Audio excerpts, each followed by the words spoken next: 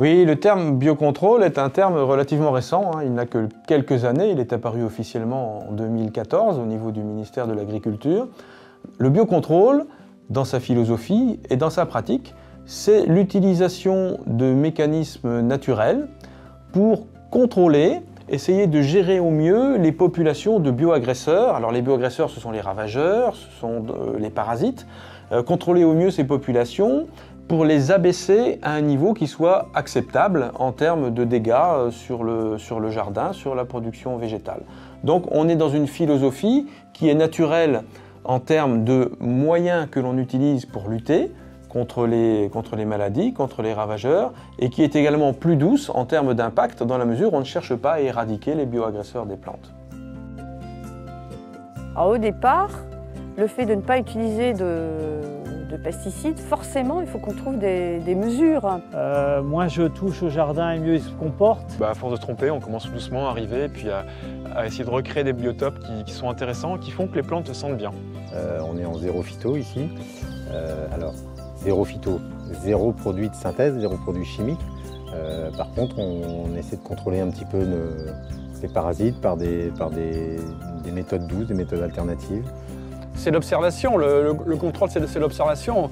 Voilà, comme j'ai un petit peu mal au rein, je travaille beaucoup à quatre pattes, donc je suis toujours près de mes légumes et tout ça, donc je vois tout de suite quand il y a quelque chose qui ne va pas, quoi.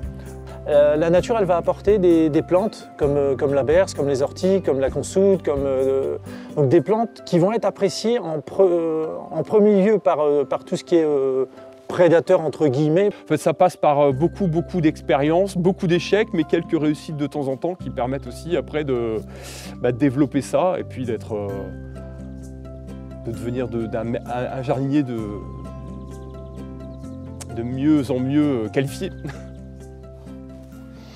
Oui, c'est vrai. Il n'est pas faux de dire que le jardinier qui veut mettre en œuvre le biocontrôle chez lui, ce doit être un jardinier qui sait bien observer ses plantes, et c'est aussi un jardinier qui ne doit pas avoir peur d'expérimenter un petit peu, de tâtonner un petit peu, au moins au départ, dans son approche du biocontrôle.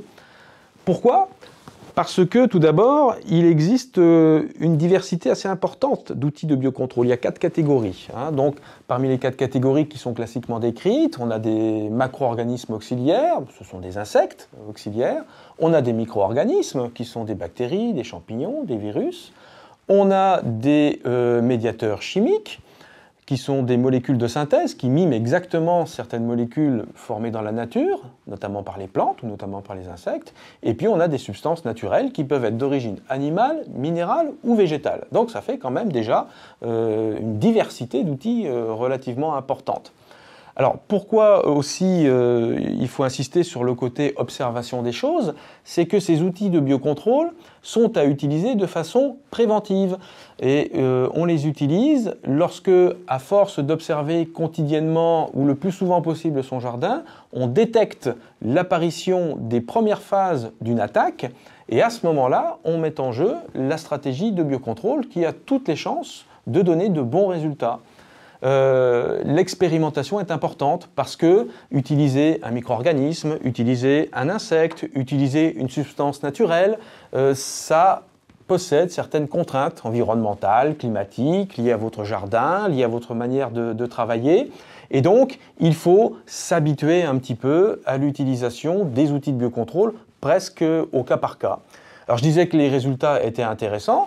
De toute façon, dans la pratique, on y est, puisque aujourd'hui, vous avez 50% des vergers de pommiers, de poiriers qui sont protégés en utilisant des phéromones sexuels. Ce sont les médiateurs chimiques dont je parlais tout à l'heure, qui vont perturber le cycle de reproduction des insectes.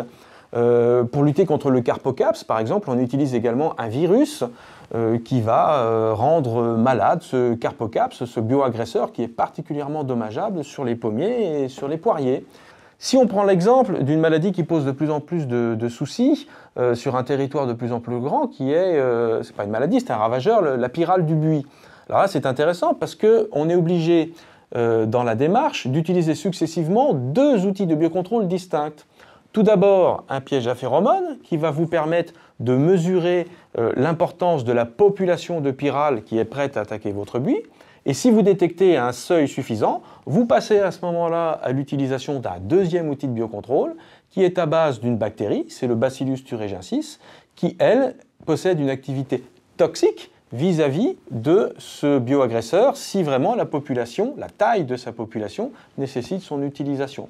Donc là, on peut jouer sur la complémentarité de deux outils de biocontrôle différents, mais il faut savoir observer à la base, il faut savoir compter, et il faut savoir utiliser ces deux outils différents. C'est vraiment important. Un autre exemple qui peut être intéressant de mentionner, c'est l'utilisation de stimulateurs de défense des plantes. Alors, toujours pour être dans le domaine des fleurs, les producteurs de chrysanthèmes, pour lutter contre la rouille du chrysanthème, qui est vraiment la rouille blanche, qui est vraiment une des maladies les plus impactantes sur cette culture-là, utilisent de plus en plus souvent une molécule, alors qui est une molécule synthétique, mais qui est capable de stimuler les défenses naturelles de la plante pour la rendre donc naturellement résistante contre le champignon responsable de la rouille. Donc là, on est sur une démarche de biostimulation, de stimulation de l'immunité de la plante pour renforcer ses défenses contre la maladie en question. Donc la cible, cette fois-ci, c'est la plante. Donc en fonction de l'outil que vous possédez, vous serez amené à cibler soit le bioagresseur, qui peut être un insecte, un champignon, une bactérie, un virus, soit la plante que vous voulez rendre plus résistante contre les bioagresseurs en question. Donc il y a quand même toute une culture à acquérir. Ce ne sont pas forcément des connaissances scientifiques de pointe, mais il y a besoin, et finalement pour un jardinier, je pense que c'est plutôt formateur, de bien connaître la biologie de base, à la fois de la plante dont vous voulez obtenir une production ou un intérêt ornemental, et des ennemis potentiels de cette plante-là. Le jardinier doit aussi être un biologiste en voie d'accomplissement s'il veut effectivement avoir le plaisir de récolter des légumes dont il est certain de la qualité en termes de l'absence de produits qui pourraient poser des soucis sur la santé ou de l'agrément d'être dans un jardin dans lequel il fait bon évoluer, jouer avec ses enfants ou tout simplement manger en famille lorsque la météo le permet.